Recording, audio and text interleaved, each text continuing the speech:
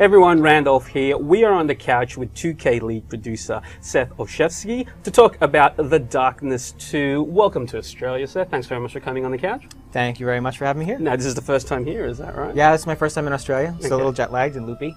And you're showing off The Darkness 2 to a lot of people, yeah? Yeah. Yesterday, today, tomorrow, and also to everybody on Xbox Gold, because our demo is already live. Yeah. So. Already downloadable. Because I think, we've seen quite a bit of the game now, and I guess the biggest thing for people who like The Darkness to note in this one is that A, change in art style, and B, the gore factor is way up there. How much did the change in art style, do you think, allow you to pump the violence levels up in this game? That's a good catch, because they actually did definitely go hand in hand. Yeah. Early in pre-production, we had a long pre-production, which is a blessing. Yeah. Because you can make exactly the game that you want if you can sit around and think about what you want to make for a long time. And early in pre-production, we were kind of futzing with the art style, trying to figure out what was right and what felt right.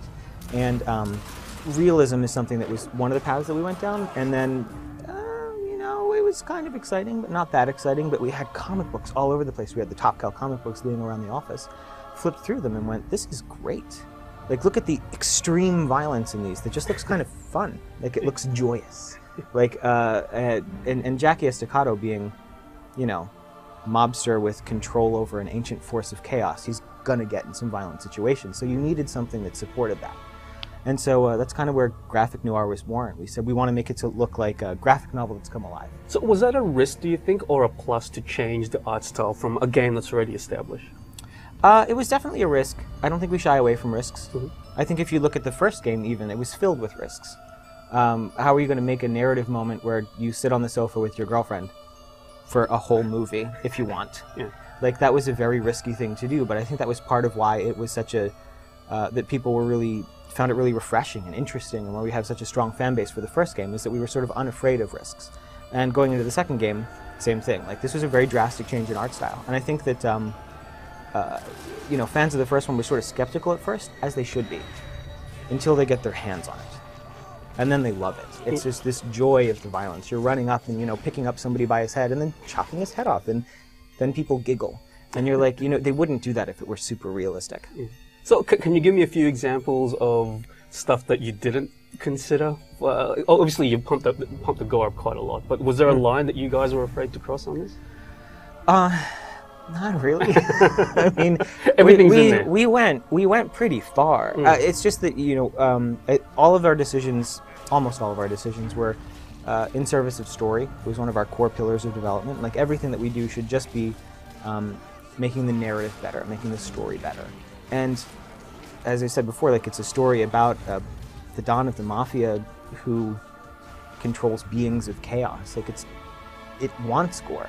You look at those two demon heads, and they've got huge teeth, and they're like growling at things.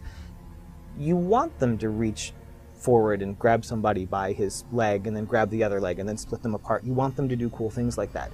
And so, we sort of never held back, and it just, whatever felt like something that you would want to do, we went off and then made it do that. We were like, the Darkling should do something interesting. What if he pissed on corpses? Would that be cool? That'd be cool. Let's make him piss on corpses. What color would Darkling piss be? Green. And it kept escalating as we played through the game. So I would love to have been in those meetings. But obviously, yeah, the corpse desecration meeting was interesting. Fun. So I guess one of the less obvious changes to an end user is that there is a new team behind this. So it was Starbreeze, now Digital Extremes doing this. Do you think that put Digital Extremes under extra pressure to try and do what Starbreeze did? Yeah. Especially since they all loved the first game. Yeah. They felt really sort of reverent of the first game. And so from really early on, kind of an early mantra was, okay, don't screw this up.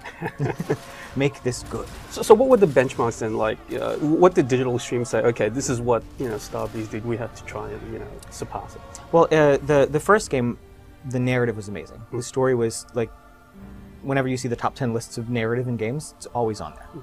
Like, you sit on the sofa with Jenny, you fall in love with Jackie's girlfriend. Later on, she gets, spoiler alert, she gets killed right in front of you, and you really hate the guy who killed her. In the first game, just like the second, it wasn't just about killing a bunch of dudes, it was about why you were killing a bunch of dudes. And we needed to maintain that for the second game. The narrative needed to be amazing. So we brought back Paul Jenkins. He wrote a bunch of the comic books. He wrote the first game, he wrote the second game. So that's something that kind of had to stay stoic between the two. Something that we wanted to kind of amp up. In the first game, it's like an origin story. Jackie starts as a thug with a gun. And then he's a thug with 2 guns. And then he's a thug with a shotgun. And then he's a thug who realizes that he's got, you know, these crazy demon arms that let him do insane, powerful stuff. And then he continues to make that more and more powerful. And you end as this badass. Well, you know, when you make a sequel to that, you've got a choice. You can either say, he had amnesia, and we're starting again as a thug. Or you can be like, okay, we start as a badass, and then we have to ramp it up even further from there. And we went with the latter. So you needed a different type of gameplay to support that. Like, you can't really do careful, stealthy, concerned guy who doesn't want to walk into the line of fire. Like, that's not who Jackie Estacado is. He's somebody who like rolls right into the middle of combat and slashes dudes in half. So it took a different type of moment-to-moment gameplay to start at the end of Darkness 1's power level and go up from there. And that's what Digital Extremes is great at. So the game is going to be out soon. Are you guys February talking 10th. about DLC at all, or what plans are post-release? Of course, we have them, we've talked about them, but we're going to talk about them more only after it ships. Okay, so it's secrets right now? Yeah. Okay, all right. Well, that is my last question then. Can you tell us what platforms the Darkness 2 is going out on and when? February 10th, you'll be able to play the Darkness 2 on PS3, PC, and 360. Thank you very much, Seth. Yeah, thank you. Cheers.